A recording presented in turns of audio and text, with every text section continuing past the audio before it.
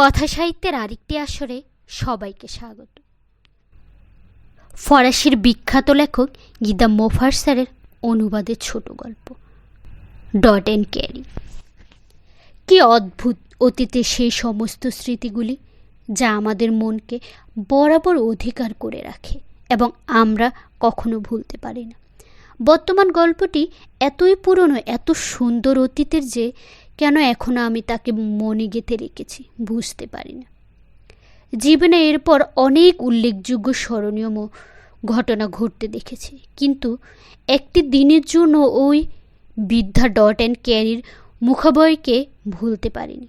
দূর অতীতে যখন আমার বয়স ছিল 10-12 বছর, তাকে যেমনটি দেখেছিলাম আজও মনের পর্দায় তাকে ঠিক তেমনটি দেখতে পাই। সে ছিল বয়স প্রাচীন মহিলা দর্জি।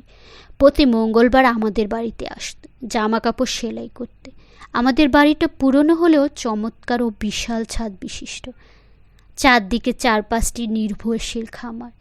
স্থানীয় এলাকার ছোট বড় গ্রাম ও শহর বৈশিষ্ট্যিত একটি গির্জাও আছে। সময়ের বিবর্তনে যার লাল ইটগুলি ক্রমশ কালচে বর্ণ ধারণ করেছে। প্রতি মঙ্গলবার সকাল 6:30 থেকে 7টার মধ্যে ডট অ্যান্ড ক্যারি আমাদের বাড়িতে এসে হাজির হতো এবং সরাসরি উঠে যেত সেলাই ঘরে তার কাজ শুরু করবার জন্য।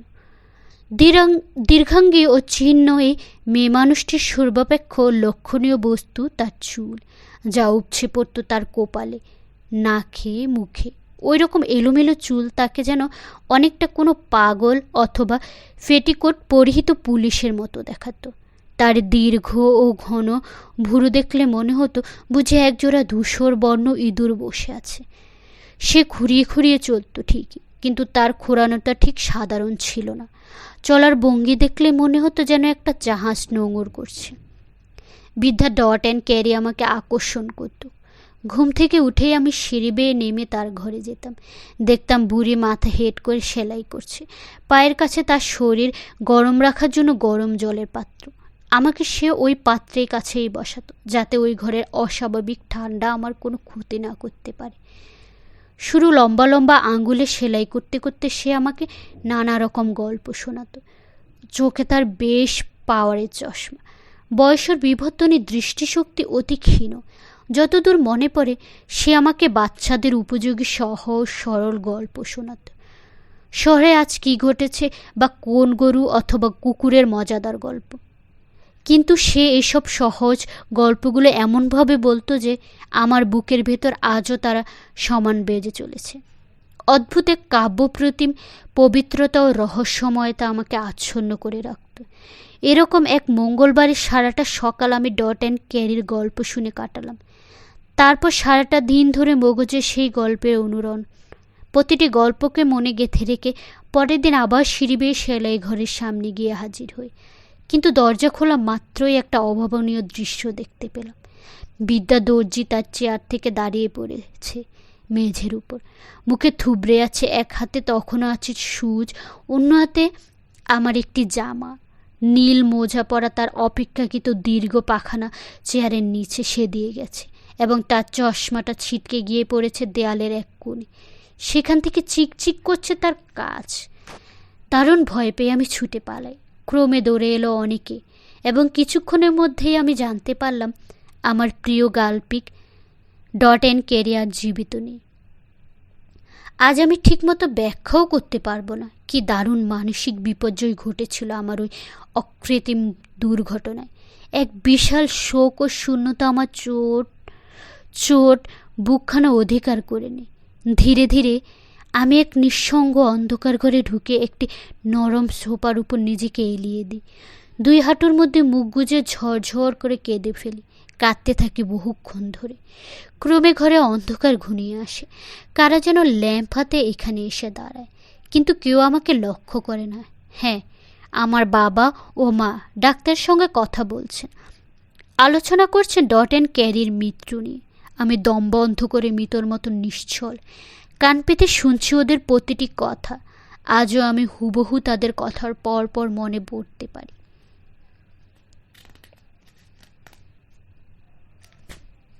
বড় ভাগ্যহীনা, ডাক্তার বললেন। আমার প্রথম পেশেন্ট ছিলেন সে। আমি যেদিন এই শহরে পা দিলাম সেদিনই দুর্ঘটনা তার একটা পা ভাঙে। হাত মুখ ধোবার সময় ছিল না আমার। গিয়ে দেখলাম সত্যিই অবস্থা গুরুতর।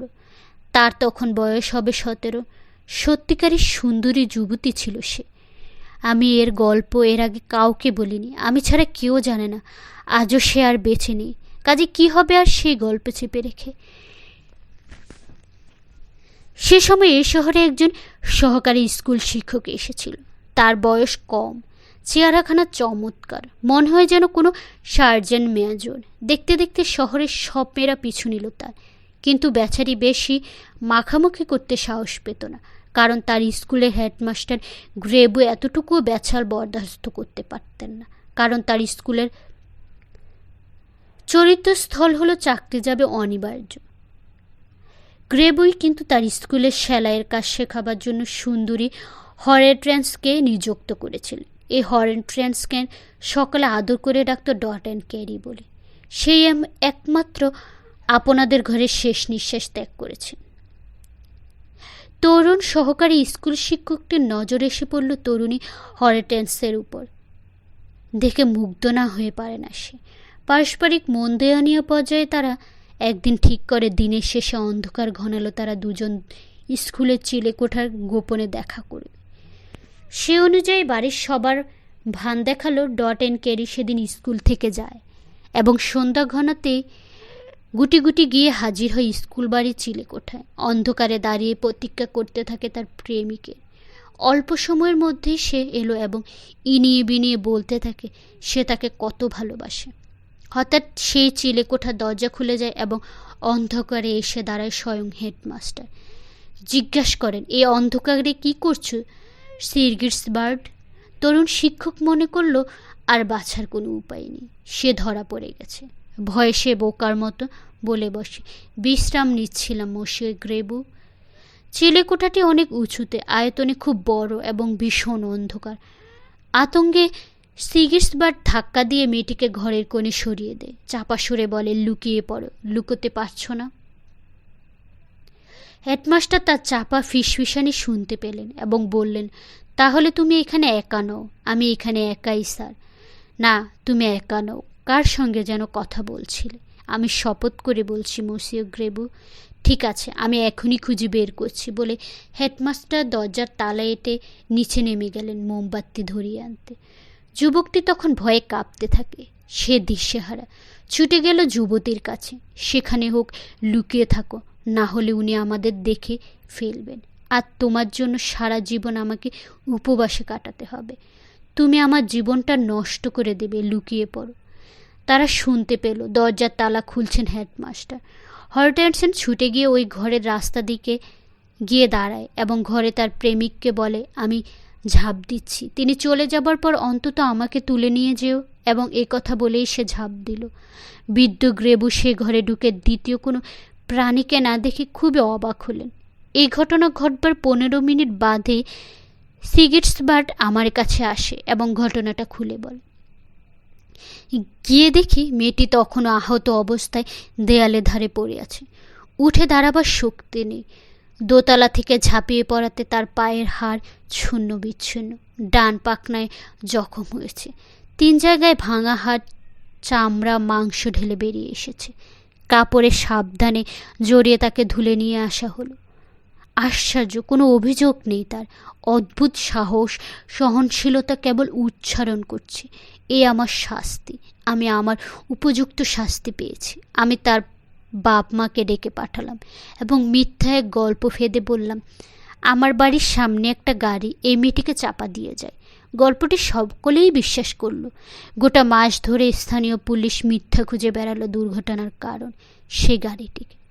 এই হচ্ছে সদ্যমৃত মহিলার গোপন ইতিকথা। আমার ধারণা ইতিহাসের নায়িকা হবার মতো যথেষ্ট গুণ তার ভিতরে ছিল। এটাই তার জীবনের একমাত্র প্রেমের ঘটনা। অত্যন্ত পবিত্রভাবে তার মৃত্যু হয়েছে। সে বীরাঙ্গনা, মহিষিনী, ভক্তিমতী নারী, এবং আমি যদি তাকে অত্যন্ত শ্রদ্ধা ভক্তি না করতাম তবে এই গল্প কখনোই আপনাদের কাছে বলতাম না।